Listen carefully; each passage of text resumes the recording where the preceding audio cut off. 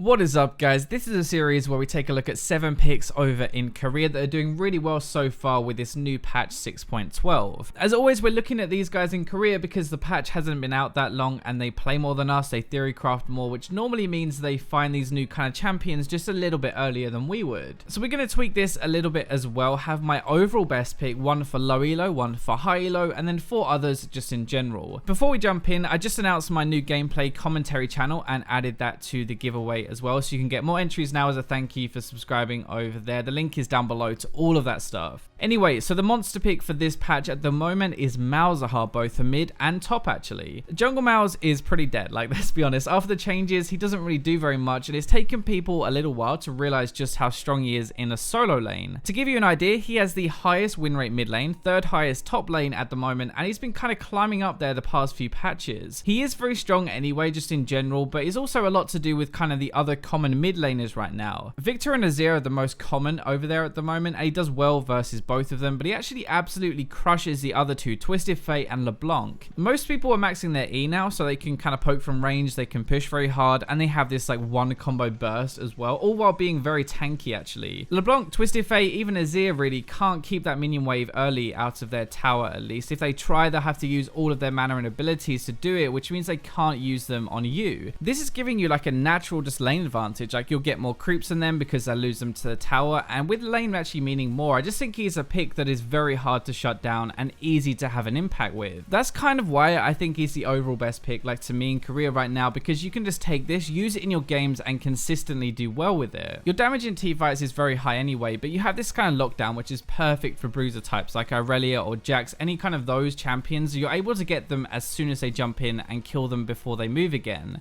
Next up is going to be the low elo pick in Korea. It's actually going to be Swain. In bronze, silver and gold, this guy is still doing extremely well, like top 5, even though he was nerfed a few patches ago. And over here, like in North America or Europe, he's still considered decent at higher ranks, right? But in Korea, he took quite a decent hit. People are actually playing him mid lane a lot now as well. Not as much as they do top lane, but still good in both lanes. It's kind of very similar to Malzahar, really easy to have an impact with and do well with. Rod of Ages, Zhonya, Visage, like Rylai's, all of these make him so hard to kill, and he's still going to do a good amount of damage. You are kind of shut down by these like Morello or that AD item that cuts healing, but I mean, even in my diamond games, honestly, people do not buy these specifically for some reason, so we'll be fine. And if not, we can at least play around that a little bit. Your lane phase is decent enough anyway, though. You have some good poke, you have the kind of root for ganks and to catch people. I'd say mid to late is where you really shine though. You have better healing in a team fight, and he kind of acts like a tank that does a ton of damage, a bit like Vlad now actually. The difference is Vlad is a bit harder to play, I think. You're kind of harder to just run in at someone and use everything correctly, but Swain is just run in, press R, heal and damage. So especially for low elo, right, you're tanky with damage, you're very hard to deal with and easy to play. Kind of the perfect mix actually for climbing. The high elo pick though is going to be Gangplank, someone who kind of fell off the radar a little bit recently, apart from those few GP mains who just take a dump on everyone. I do say high elo. In Korean bronze and silver he isn't that great, but gold and above he's doing really well at the moment. The GP is only as good as the player playing him. Very high skill cap to unlock his actual potential, but in my opinion 100% the best champion to learn fully and main. You're rewarded more than any other, I think, for the time you put into him. So right now the new Triforce is still good on him. In Korea it's actually going to be Triforce, Essence or even Infinity Edge most of the time now, which gives you actually 10 extra AD too, which is kind of nice. Irelia and Yasuo are kind of harder matchups to learn though, which are very popular at the moment, but GP is a tank killer, so Echo, Maokai, these guys don't really stand a chance at all. The good thing is if you can survive the lane phase, these carry laners explode if you hit one good barrel, and there are actually some like very good tanks in the jungle right now, which is easier to justify a carry top laner like Gangplank and still have a front line. So there's 2 things that make him so popular in Korea, I think. Like very good at carrying bad teams, like triple barrels can just ruin team fights, and Koreans love to just put everyone on their back and do the work themselves. Also the very high skill cap aspect, like the more time you put into him the better you're going to be and the harder you'll carry. You have your ultimate as well for cross map impact, which is really good right now with more fights happening. Like it's good for Dragon, it's good for Barons, it's good for these TP plays. Like when someone TPs down to a lane, you can kind of ultimate to slow people and turn the fight. So now we're going to jump into our 4 general picks that are just doing a little bit better right now, and Twitch is the first one. He's actually had a very solid win rate for the past few patches, but kind of becoming more popular now, and that's transferring into the lower ranks as well. Ghostblade, Runes, Infinity Edge is mostly what we're going to be getting. It's kind of this assassin style Twitch, very much like the game is in your hands to carry. You find people alone and you snowball that way. People do say to me all the time that Twitch is bad for lower ranks because he has no mobility. That's kind of true, but his assassin playstyle should actually be even better there. People are alone a lot more. That's more easy kills for you to get more gold and stand a bigger chance to just carry the game by yourself. Korean players, as we said, kind of love to be proactive and be the ones carrying the game. So if you're more of a passive player who wants to help your team carry, then that's fine. Like Sivir is really good as well. But if you want to kill everyone and carry, Twitch is perfect. You can team fight really well. You can assassinate, you shred objectives like Baron or Dragon, you can flank, and you can even stay safe actually. Staying safe is mainly from your ultimate, by the way. It's kind of funny to say because he has no mobility, but that range just makes it so hard for people to catch you, especially if you try to stealth at the start and wait for the divers to pick another target. It's kind of scummy, but that's how I do it. I bait my teammates and then pop out to explode my load all over them. Especially right now, we're seeing more Jinx, Ashe, Ezreal, even Caitlyn. They don't have the burst to survive you nuking them down or even match it. That is just ADs as well. Think of like Zyra, these immobile mid laners to gank. It's kind of actually the perfect meta really, which is why I think he's so good right now. So we are going to stick with AD carries for the next one. Jinx has been making a real push to the top recently, and it's not just at high elo either. She is one of the most popular now after the typical Lucian, Ezreal, Caitlyn trio, but with a much better win rate than those others, partly because she's played less, but partly because she's in a really good spot right now. If we look at matchups in Korea, she does well against Ezreal, Lucian, Caitlyn, Vayne, and Sivir, who are very popular, but Jhin and especially Twitch are the problems for her. We basically have more damage in a team fight than the other ones there. We can sit at the back, do huge AoE damage without rockets and runins, and all we really need is one reset to run wild and be impossible to catch. So interestingly, they actually go for a different build mostly than what we do. They go BF Sword, Runins, Infinity Edge, Rapid Fire Cannon, or Infinity Edge, Runins, Rapid Fire. Normally, we don't get double attack speed on a Jinx because she has the minigun aspect, but this does mean that she crits like an absolute monster and attacks so fast, designed kind of to make your rockets sting like crazy. I thought honestly she would actually fall off a little bit this patch, like she doesn't enjoy an Irelia or a Fizz jumping on her, but in theory she can blow them up very fast if you're not targeted, can just kind of stay at high range with rockets and auto people to death. The thing is, if you're ahead, you snowball harder than most with your AoE damage, you get excited, you run around, but if you're behind, you still have a chance to come back if you're left alone. If the game goes long enough, your damage will start to carry. So this is one that I actually mentioned last time too, which I don't normally do, but he's even better now this patch, both jungle and top lane. We're going to focus mostly on the jungle side of this because he has the highest win rate now so far in patch 6.12 out of any other jungler, also with a very high pick rate, which normally means they are actually that strong. It's different from the West. They're going Cinderhulk into Triforce, then Visage in almost every game. In Europe and North America, we normally see Warrior into Triforce. Warrior is way more damage and burst, but Cinderhulk is better scaling and lets you dive into fights, do damage without really having to worry about dying. Basically, he is the new early mid-game jungler. Win rate is highest pre 35 minutes, where his engage and damage means more. Like damage does fall off a little bit and you turn into a massive tank. His strength is kind of coming from being able to kill everyone while not dying and having really good ganks. There are two major things that I kind of think made him a lot